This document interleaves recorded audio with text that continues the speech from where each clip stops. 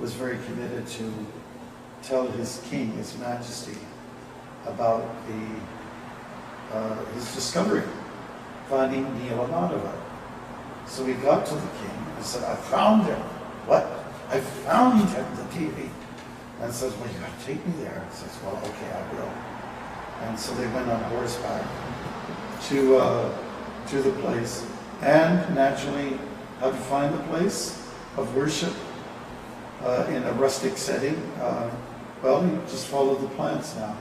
They had a chance to grow up. Everybody knows mustard plants. I think the mustard plants that grow here are the same as the ones in India. It's a yellow flower, very distinct, has a certain smell. So they were just following the path that was chalked out. And they went there, and it just so happened that the deity had vanished. Nila Madhava was gone. And the king was very disappointed. And Vidyapati, the Brahmin, was also really surprised. And there was just some kind of an assumption that the Vishwavasu must have been the deity. Of course, it was all mystic play, Yoga Maya, if you will. And so the king was quite upset, and he had a thought to kill this Vishwavasu. And but then Krishna, there were several dreams that came into this. The king had a dream in Indra, and he said, don't worry, don't do anything, don't worry about anything. Ma Shuja, don't worry. And I will come to you in the form of wood. Just go to the sea. So the king went to the sea, to the ocean side.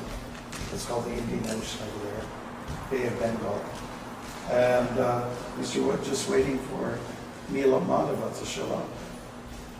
So he waited and waited. And then finally a log was pushed over by the water onto the shoreline, onto the beach. And then the king looked at this big little tree. He didn't say what was a tree. And he saw auspicious signs on it. He saw markings of the conch, club, lotus, and chakra. And he took it that this is the Lord. Again, the Lord spoke to him and said, have this carved, and I will manifest. And so there was a Brahmin, or let's say Brahmin is known to be an incarnation of Vishwakarma, the architect of the demigods. And he volunteered to carve the deity of Nila Madhava. But what was interesting about this is that he said, I'll carve for you two more people. I'll carve for you not just Madhava, which is Krishna, I'll carve for you his brother Balaram and their sister Subhadra. So he did that and said, I'll do it in 21 days. And the king was very excited to have like a duplicate of Nila Madhava, the deity that just somehow or other mysteriously vanished. And so the older sculptor, you can say, he was carving away. And there was an agreement made by the sculptors, don't bother me, just I'm going to do the work. And if you do so much as just bother me during my work, I'm just going to leave. That's it, I'm just going to go away. So I just need my peace and let me be. So then at that point, the king was anxious, and every day it goes by, he's hearing chopping away, the wood, carving, whatever noise is made, And day one is day two, day three, king's sort of hanging around listening. And then finally he comes to the end of the second week, because we had 3 weeks in which to go to have this deity or deities, plural, completed. And so on the day 14, He was hearing everything stop, and he was kind of concerned. Maybe something happened to the old guy. He says, what am I going to do? I'm not supposed to bother him. But everything, there's no noise. He said, you know what I'll do? I'll just peek inside. He won't even notice me. So he opened the door, and indeed, the sculptor was there. He was in the middle of a break, and then he went up and chastised the king. He said, we made a deal. We're not going to bother me during the carving session, and so I'm leaving. So he left, and the king looked to see what was on the table, or what was there on the floor, and he said, "Oh my God, he's gone. What am I going to look at? Look at the crude images. They're just crude. I don't see a Krishna out of this or a Balaram, so on like that." So the king was really in anxiety. And he felt, I've committed some aparad, I committed some offenses. How could this be? How can I live? How can I go on like this? I so much want to see the form of Krishna.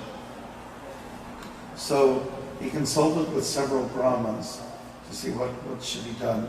And the Brahmins gave different ideas. But he decided after looking at some of the Upanishads, the Lord is here, but he's not here. He moves, but he doesn't have legs. Things like, he receives offerings, but he doesn't have hands, but he can still receive them.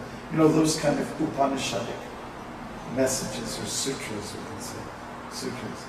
So he thought, okay, God's going to receive my offerings in some mystical way. Then he had commissioned some painters to just paint the deities. He said, this is the way the Lord wants to manifest. He's coming in a crude way. And so eyes were painted and a mouth, which would reflect the ecstatic symptoms of the Lord. When Krishna was hearing about, devotees were hearing about Krishna's pastimes with the gopis, everyone was, he was in an ecstatic mood. So that's why there was a big mouth there and big, say, penetrating eyes on Jagannath. Not only in Jagannath, there was Krishna, but also on Balaram and also Subhadra. And so he accepted, okay, this is the way they want to be. That's the way they want to manifest. And so from then on, a festival was held. To my knowledge, the Rath Yatra has been going on for about 2,000 years, as we know it. The original Rath, which we were talking about, was like 5,000 years ago. Anyways, it's been going on for a long time. And so this is how the parade has started, It goes down Grand Road. That's what the British called it. It's a 2-mile stretch from the Jagannath Temple, where the Jagannath deities are residing. It's a beautiful temple was made. And they end up at Gundicha for a week, for a few days. Gundicha is another temple, and they just have a little break. It's like a little holiday. And then they go back for a return journey. And most of our Rath Yatras, we don't have return journeys. We just have one-way ticket, I guess. Well, I go to South Africa, and they have a sort of return journey. It's on Monday morning Monday evening Easter weekend. So Easter Monday. And it's usually in the evening, so it's usually just a time for younger people. So we have a blast. When I was there a year and a half ago, I ended up leading the kirtan the whole time because I got kind of exhausted. It was like 2.5 hours or so. It was raining most of the time, but we were just having a fantastic time. We were just having a blast, as it is said. So that's the Rath Yatra. In short, that's the story involving Vidyapati, Lalita, Vishwavasu, and Jagannath himself, who's supposed to be a reflection of Nila Madhava, the blue deity. And so it's become a tradition now, and everybody knows the story about Malati. Our first Yatra, our first community that was established on the West Coast in America, was in San Francisco. And there was a sort of an India bazaar place where they had Indian stuff, a store.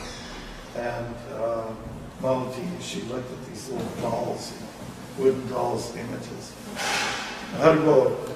And she could have just picked one up and put it in her pocket or bag and shoplifted, as far as we know. I don't know if it was because she didn't have money or whatever. So she brought this deity, this black image, and put it on Prabhupada's desk, where his dice, where he was sitting. And she said, Prabhupada, who's this? What's this? And Prabhupada did his pranams, bent over, and he said, oh, this is Jagannath, Lord of the universe, and it's the deity of Krishna. Where did you get this? And she explained. And said, there's more there, different colors. And so then said, oh, get them. And so there was a white one, and there was a golden or like yellowish one. And so they had now a set of Jagannath deities. And Prabhupada took it that Jagannath is supposed to be here. And we know that Jesus, at one time, the first opportunity when Prabhupada spoke at Rath Yatra, he started saying something about how Jesus went to the east. He worshipped, he had seen a darshan of the deity, Jagannath Baladev and Subhadra. Maybe had attended the Rath Yatra, and because of that, this Western boy, therefore Jagannath has decided to come to the West. So it was with great pleasure that the Jagannath deities were carved, duplicates made, and it was Shyamsundar Malati's husband who did it. He got large, and I mean, we'll have to invite him here someday, hopefully sometime before he passes away. He's getting older, and we're very good, very close to each other. He loves when he sees me, and vice versa. And his book is excellent. When I finished the walk across the U.S., we followed exactly the old, parade route to the ocean. You take this turn straight, and you take a turn here, and you go a few like that. And Vaisheshika was with us around Nirakula, the last leg of our walk.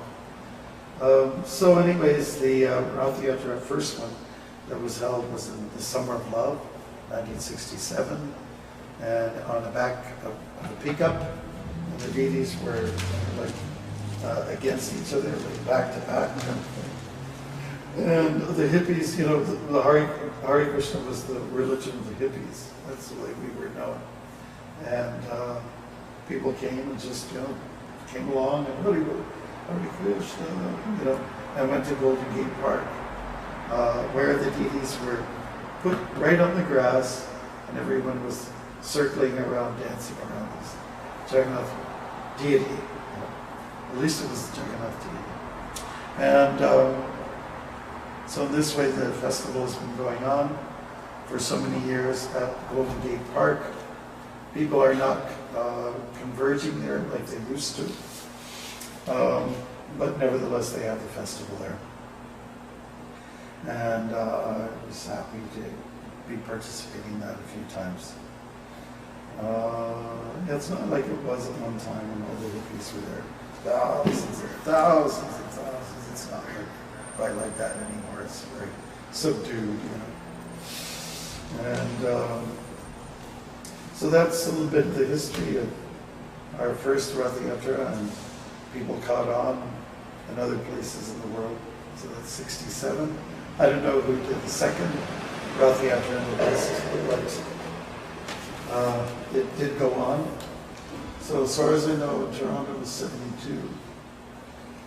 Montreal, I think they picked up on it a year or two later. Vancouver, same kind of time frame. And now we have it in all places. One place in Saskatoon, usually the mayor comes out, and sometimes I don't get a chance to chant. I just talk to the mayor the whole time through. Well, on our little parade, we end up at the North Saskatchewan River. It's a beautiful spot, which we kind of chose. A shaded area, and it's kind of like a natural amphitheater kind of effect where you have the stage here, people kind of sit along and see the show. And yeah, the police officers, they're a big hit. We had one police officer, he was on the parade in Saskatoon. He used to be dancing like this the whole time through. And he had actually been to India, and he'd seen some of the weddings and how it transpires there. And you know, so these guys are really popular. Everyone brings their kid to the officer, and they get a picture taken with the police officer. They get a chance to be on the stage to speak as well. The last time, so that would have been last year, I guess, yeah, they had a member of the local indigenous community there, and he had a big headdress, you know, like all the eagle's feathers, like this. He said, and he starts off his speech saying, okay, well, you know, they call me an Indian, and they call you Indians too. He started off like that. It was really sweet. And people have a good time. So it's just in the afternoon on Friday, and then we complete it by the time the sun goes down. It doesn't last too long.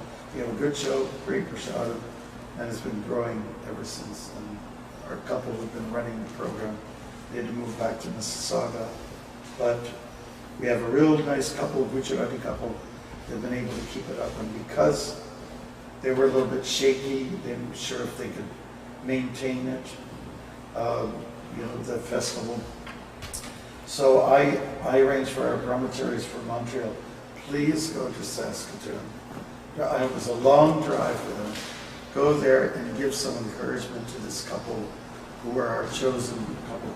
And that visit by the brahmacharis made all the difference. That couple, and they told me several times, because these boys came, it gave us encouragement, enthusiasm to continue to have a program every week and to have the Rath Yatra. So they now have that, and it attracts a lot of people. A lot of Western folks come to. A lot of Western folks come. They love the food. It's a nice prashadam. So Vancouver, usually they hold theirs in August. And I've attended the Calgary one, Edmonton. Edmonton is a kind of an interesting Rath Yatra where they hold it near the temple, but it's in an industrial area. It's near Indian Plaza kind of place where Indian shops are. So they start from there, and they go up on a Saturday morning in an area where it's Saturday, so nobody's there in the industrial park area. And they do that to go to the another Hindu temple that's in the area. But you know, so they don't get much exposure. So we keep saying they should go on White Avenue, which is the fun, cool district of the city. So Regina hasn't been holding, but Saskatoon has. Winnipeg kind of on and off. Thunder Bay, quite successful at the, what's the name of the park? From the park you can see the sleeping giant in Lake Superior. And successfully they've been holding also the Festival of Colors. I attended that, and that was really big. So they get like 8,000 people per city of 100,000. Pretty good, right? And they get a lot of coverage, free coverage, because they put some percentage of it, they give it to cancer research. So for that reason, the papers do free advertising for us. And very successful, you know. And last time they had a 2-day event. One was the Festival of Colors, the other one was Rath Yatra itself. And who comes? The mayor of the town. All the big wigs come because it's a big deal. Thunder Bay is so isolated from the rest of the world. It's so isolated. It's 18 hours to get there by car. And there's only some smaller cities from here to there, Sunbury, Sault and then you've got a few hours before you get to Winnipeg on the other side. So people are kind of excited. Oh, free Indian food. Wow, that's a big deal.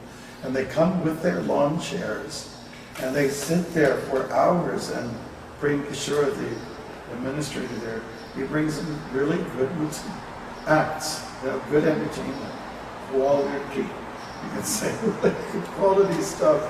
He brings in the best. And so that's Thunder Bay, and of course, Toronto's really, it's got the biggest attendance in anywhere in North America.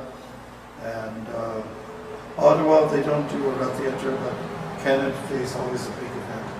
Montreal's successful, and yeah, I guess I don't miss any other place.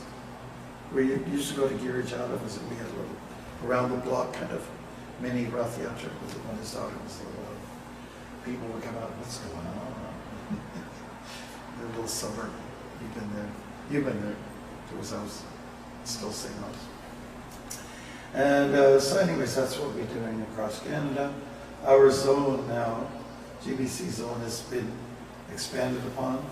They've given us the responsibility to look after Alaska and also Minnesota, North and South Dakota, Wyoming, and Montana. So we've got Yellowstone National Park, and they call it the North Zone. It's not the Canadian zone anymore, it's the North Zone. So our configuration of, let's say, of administration has been adjusted, and even India has got zones, and that makes sense. Otherwise, you're like a GBC member is responsible for part of South America, and then he's got a part of North America, and he's got India. It didn't make any sense at all. So now they're trying to make it contiguous. So that's what we've got. So there's 5 zones in North America, and we're part of the North Zone. Hare Krishna. So that's a little bit of the story. We're right here at 8:32. Not bad. It's, what was it, 32, 3 minutes, 11 seconds. Most of the classes were just right on the same stretch.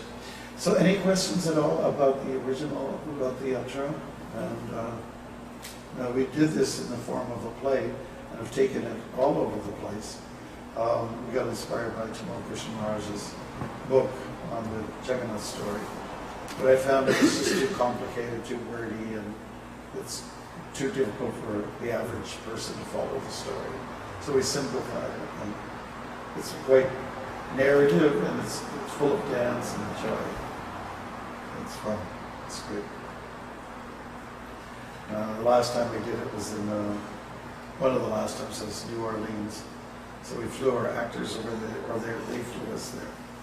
And we got bumped by a professional bhajan group for one of the 2 days.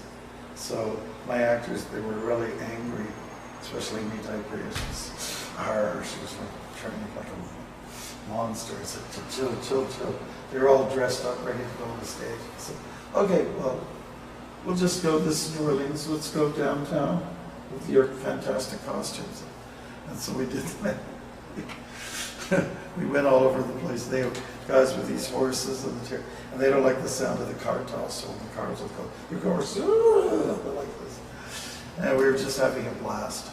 There was going through all the different streets, and then at one point we just came back slow-mo. We went for a good half hour, just went walking slow, back to the park. Because we're artists, right? Half kooky. So, any questions at all? How's going to be the program? Well, at 11 o'clock this morning, the chariot, or let's say it's convertible, I understand it's a convertible that's going to be here. Pujaris will bring the deities, the small deities, onto the convertible, and that'll be before 11. So then we'll be taking the deities up to the waterfront. I think it's like a slow ride. And no parade. No, Nobody before. No, nothing like that. But it will be, since this pandemic has been happening, we've been doing everything virtual. Everything's being filmed, as in even now. And so that's how our congregants and our Jagannath followers are going to be able to participate by watching mostly. Then it's my understanding that the car is going to go somewhere in the east end and then drive somewhere in the west end. And when it goes, it is a designated area where people will be able to come and see the deity. I don't know how they're going to manage the convergence of people and honoring social distancing. Our festival committee got to hand it to them. They're a great bunch of young people. They do a great job every year. So it's going to happen on the east end, west end, I'm not sure which, and then we'll come back here. And there's supposed to be a kirtan going on at 8 o'clock tonight. That's the grand finale. That's my understanding. So also they're going to be broadcasting one or two of our plays that we've done in the past. And I think they're doing your part. We did the Shikshastakam, and he danced it out while Dave was on the djembe, and Dwarkanath was on his sarod. That's nice. It's a nice piece. Unfortunately, you really need several cameras to get different angles, but it's the best we can do. So those kind of things are being presented. And wasn't it your yoga teacher she came to do a dance? It was recorded? Right. Oh, it was for something else. Okay, so that's what's going to happen. That's as far as I know. We're talking about that we're going to pull chariot in the temple room. I talked to Rudradev yesterday, and according to him, that was the plan initially. But they changed it to have no. Because I think that's also a problem with, you can't have too many people there. Yeah. So it was more dynamic to, have the cameraman going all the way down Yonge Street and let's say filming everybody. Yeah, so we're supposed to have that now. I mean, if anyone needs masks, we have masks now. Vijay just brought. So. Okay. Like we announced a couple of days ago, when the pujaris come in and they're taking the deities to the van, it's good if we wear a mask. We have to. It's at 11. Around 11. Yeah. If you're upstairs. Yeah, see, my understanding is that the parade starts at 11 like normal. So devotees should be here a little bit before, come at 10:30. Yeah. I promised them I'd be here at 9:30, so I'm just going to hang around. But that's it. Thank you, Vijay, for coming. Vijay's been One time we ordered the line, sanitizer and the mask, so I was working right now. Okay. Friend of mine wanted it, so normally he gives the money all the time. We have to look at some, he gives us but this time he gives us. So Vijay's been working very hard during this pandemic time. We're in the 5th month, and he's been going to places to pick up produce, and it's risky. It's risky for him. And so we really appreciate your work. And Vijay is that kind of sacrificial guy. Oh, well, Krishna, if you want to take me now, throw himself in front of the chariot and get crushed, and he'll be in ecstasy. He's that kind of guy. So when the boga comes, you're there at that time, right? Yeah. And you do as you're supposed to do, wipe it down. Yeah. So we appreciate your efforts so that Krishna, Radha Gopinath can have nice prasadam.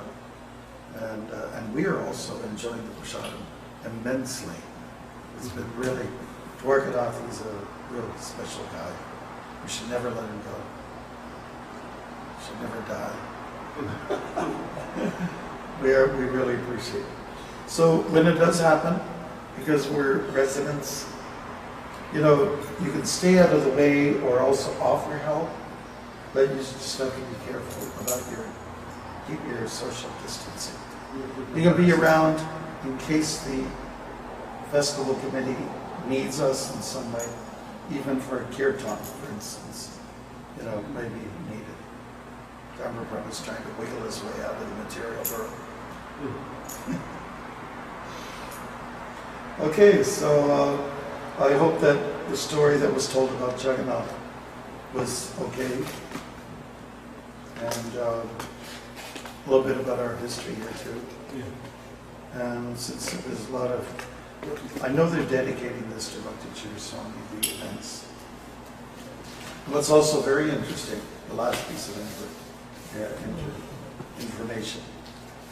Before, when he was initiated, Prabhupada initiated him as Kirchor Gopinath. Did you know that? That was his name. Kirchor Gopinath. Bhakti Chura Maharaj. Oh. Then he took sannyas and then the name was altered. Oh. That's something. His name was Ketu Yeah. Yeah. Das. Yeah. And Srila Prabhupada gave him the name Bhakti Swami? Yes, he got. Because He- then that would confirm that it's okay to change the name and to give the Bhakti, which was so Yeah. much. Yeah. Prabhupada didn't usually do that, but if I get it right, he joined in '76, and Prabhupada gave him first and second very soon after he joined, and then just a few months later he gave him sannyas. He did give him the sannyas name. Yeah. Yeah. And then, so that was, and then Prabhupada passed away in '77. Yeah. Well, it's good that it happened when it did. All right, so How that's old it. was Bhakti Church? How old is he now? He was. 74. I heard he was just about to turn 75. Yeah, very sad. Very, very sad. That could have been avoided. Hmm? If he stayed in India, it wouldn't have happened. No, no. I mean, you can say it's part of Leela, but I think a lot of people are saying don't go. Florida's just too, it's a hotbed of COVID right now. That vibration, I felt when I was there, Oh, when I got pneumonia. where in Florida? Yeah. Oh, I came back. well, Florida's a big state, it's like different place. It's a very flat state. Then I felt Alligators, you don't get them anywhere else. So, Prabhus, thank you very much for listening. Srila Prabhupada ki jai. Pancha kalpatarubhyascha kripa sandhibheva patitanam bhavanebhyo vaishnavebhyo namo namaha. Did you direct you? Yeah, Andres did get back to me. There's not a super set date, but he said it's going to be, he couldn't be specific enough. He just said it's going to be in the next couple of days. Oh, But it doesn't matter now for Yeah. you. You're not going to be here. no. But even if you are, it doesn't matter, because we just are, we're going to be restricted from using that area. We just have to have more shadows somewhere else, either here or in the windows. We'll work it over. Yeah. They will. Mr. Chandra, are you going upstairs?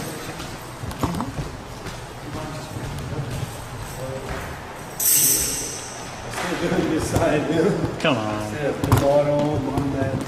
You're. Yeah. Anyway. I'm just concerned about the size.